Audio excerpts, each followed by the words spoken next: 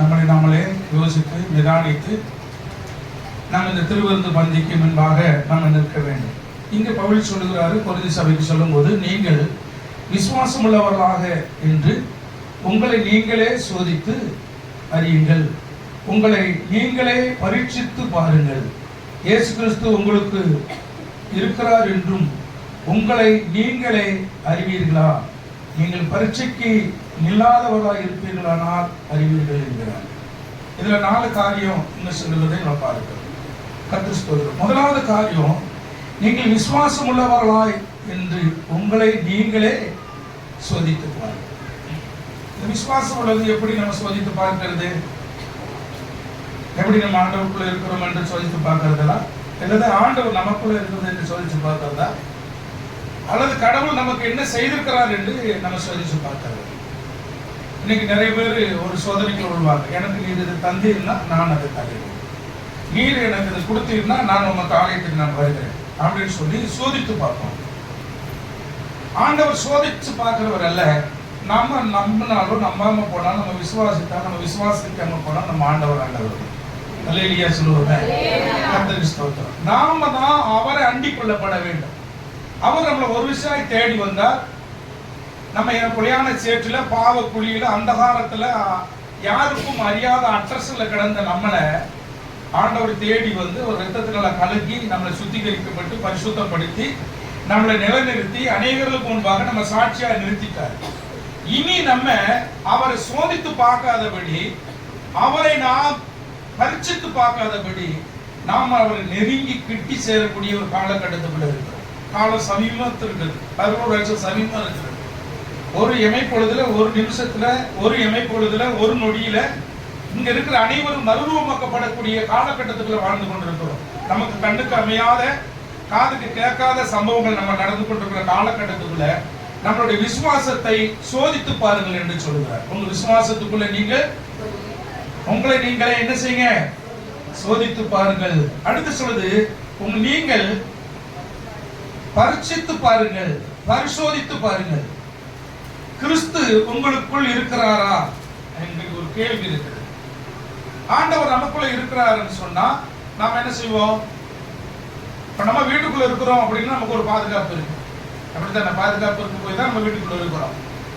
நாம ஒரு பஸ்ல போறோம்னா ஒரு பாதுகாப்பு இருக்கு. டிரைவர் மேல, கண்டக்டர் மேல ஒரு நம்பிக்கை வச்சிருக்கிறோம். எப்படியாவது போய் சேருவோம். இதே போலதான் கடவுள் நமக்குள்ள இருக்கிறாரா அப்படின்னு நம்ம எப்படி சோதிச்சு பார்க்கிறது?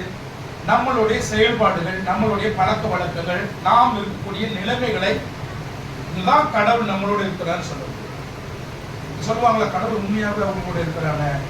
காரணம், எப்படியாப்பட்ட பிரச்சனைகளை அவங்க தாண்டி வந்தாங்க, எப்படியாப்பட்ட வியாதியை தாண்டி வந்திருக்காங்கன்னா, கடவுள் நம்மளோட இருக்கிறத எப்படி அறிய முடியும்? மற்றவங்க அறிய முடியும்னா, நமக்கு வருகிற பிரச்சனையில நாம் தாண்டி எப்படி செல்லுகிறோம், அந்த பிரச்சனை நம்ம எப்படி கையாளுகிறோம், நம்ம குடும்பத்தை நம்ம எப்படி கையாளுகிறோம், வரக்கூடிய கத்த ஒவ்வொருத்தருக்கு நம்ம கையாளுகிறோமோ அதை வச்சுதான் கர்த்தர் நம்மளோட கூட இருக்கிறாருன்னு சொல்லுவோம்.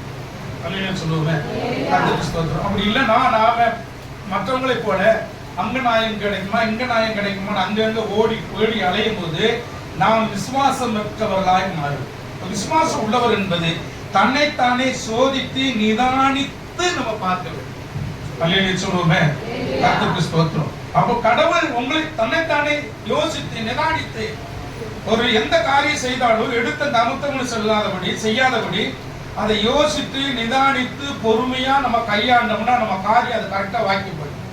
நம்ம எடுத்த கமுத்தோட தப்பு நம்ம செஞ்சோம்னா அந்த காரியத்தை நாம தோல்வி அடைஞ்சிருவோம். அதனாலதான் நீங்க திருவந்துக்கு வரும்போது தன்னைத்தானே யோசித்து நிதானித்து, இந்த பந்திக்கு நான் சரியான பாத்திரனா இருக்கிறேனா, இந்த வேலைக்கு நான் சரியான பாத்திரனா. 10th படிக்கிறப்ப கலெக்டர் வேலை கிடைக்கணும்னா கஷ்டம் தானே இல்லைங்களா? பச்சையில நிற்காதபடி ஒரு போலீஸ் வேலை கிடைக்கணும்னா அது படிப்பு கரெக்டா இருக்கணும், அது ட்ரைனிங் கரெக்டா இருக்கணும்.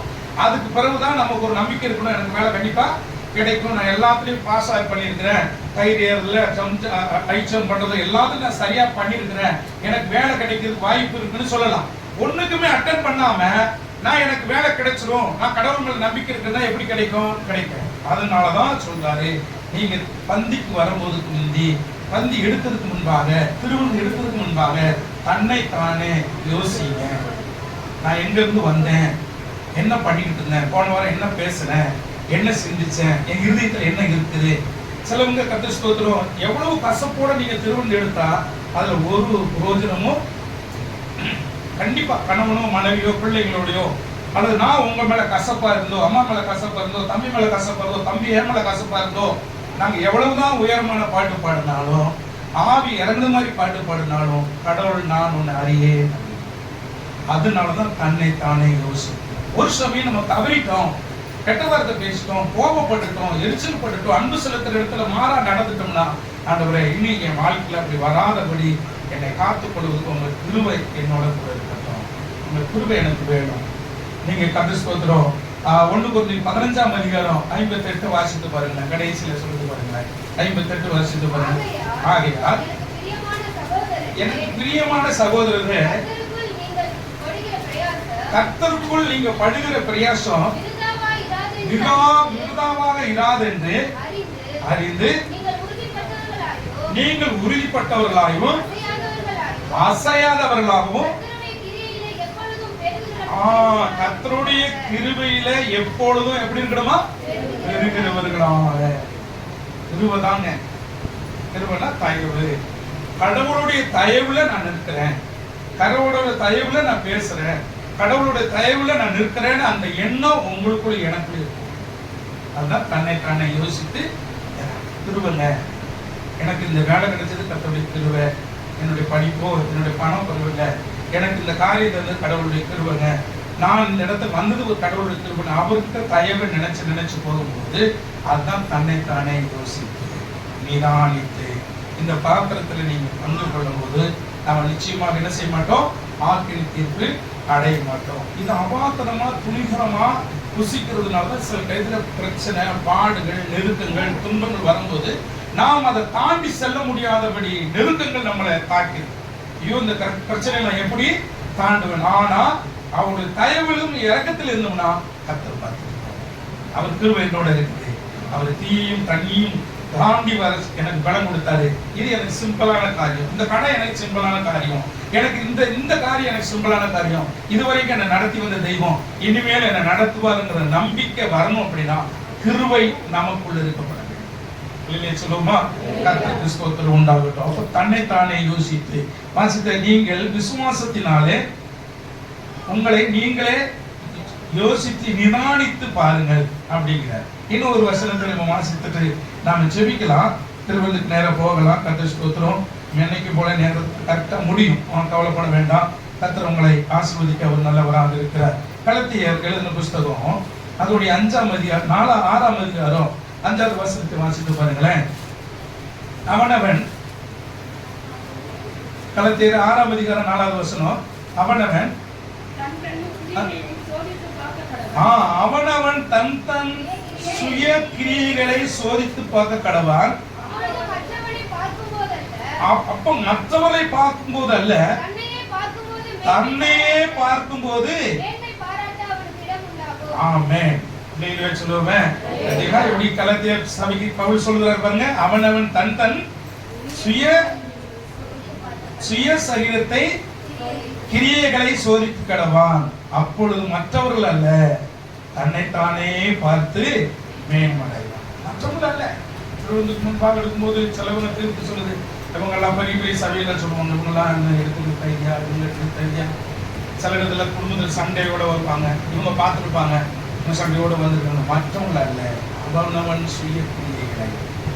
இந்த விஷயத்துல மட்டும் பரலோகத்துக்கு போறது மட்டும் அவன் கிரியைக்கு தக்க பலன் தான் பண்ணுவோம்.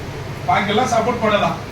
பையனுக்கு வேலை வாங்கினோம்னா உங்க இடத்துல யாராச்சும் ஒரு ரெக்கமெண்ட் வாங்கலாம், இந்த இடத்துல ஒரு சபை கட்டணும்னா இந்த இடத்துல யாரையாச்சும் ஒரு ரெக்கமெண்ட் வாங்கலாம், இன்னும் ஒரு வீடு கட்டணும்னா யாரோட ரெக்கமெண்ட் வாங்கலாம், ஒரு மின்சாரம் வாங்கினா ஒரு ரெக்கமெண்ட் கேட்கலாம். பரலோகத்துக்கு மட்டும் யாரோட ரெக்கமெண்டும் இல்லை, யாருடைய தயவும் கிடையாது. அவனவன் தன் தன் விசுவாசத்தின் பலம், தன் சுய புத்தியின் பரவாயில்ல அவன் பரலோகத்துக்கு போவான். தன்னைத்தானே யோசித்து நிதானித்து நாம் இந்த பாத்திரத்துல பானம் பண்ணும் போது நாம் ஆக்கினி தீர்ப்படைய மாட்டோம் என்பதை நீங்க உறுதிப்படுத்திக் கொள்ளுங்கள். கர்த்தர் உங்களோட கூட இருப்பாராக. சங்கீதம் 26ஆம் சங்கீதம் 2வதுல இருந்து 7 வரை போடுங்க. 2வது வசனத்தை வாசிக்கிறாங்க. சங்கீதம் 27ஆம் சங்கீதம் 26ஆம் சங்கீதம். நான் நல்லா பாருங்க, கர்த்தாவே என்னை பரிசுத்து என்னை சோதித்து பாரும், என் உள்ளம் திரியங்களையும் என் இருதயத்தை புடமிட்டு பாரும். உம்முடைய கிருபை என் கண்களுக்கு முன்பாக இருக்கிறது, உம்முடைய சத்தியத்திலே நடந்து கொள்ள. 7 வரைக்கும் நீங்க வாசித்து பாருங்க. கர்த்தருக்கு ஸ்தோத்திரம். அழகாக சொல்றார், கர்த்தாவே என்னுடைய பரிசோதித்து பாரும், சோதித்து பாரும், என் உத்தமத்திலே நான் என் இருதயத்திலே ஒப்பு கொடுக்கிறேன். என்னை சோதித்து பாரு. இருதயத்தை சோதிக்கும் போது அவங்க இருதயத்தை அவங்க சோதிக்கும் போது எவ்வளவோ குற்றங்கள் உள்ளத்துல இருக்கும். நமக்கு தெரியாமே இருக்கும், இது தவறு, இது தவறு. அதை நாம் அறிக்கை செய்து விட்டு விட்டு திருவிருந்துக்கு நேராக நிற்போம். கர்த்தர் உங்களை ஆசீர்வதிப்பாராக. தன்னைத்தானே சோதித்து நிதானித்து இந்த பாத்திரத்தில் பானம் பண்ணுவோம்.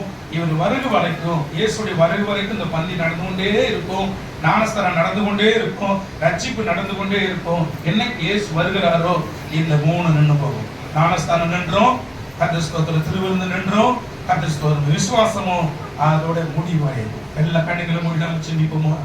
பிரைஸ் தி லார்ட், ஹல்லேலூயா. ஒப்பு கொடுத்தீரையா.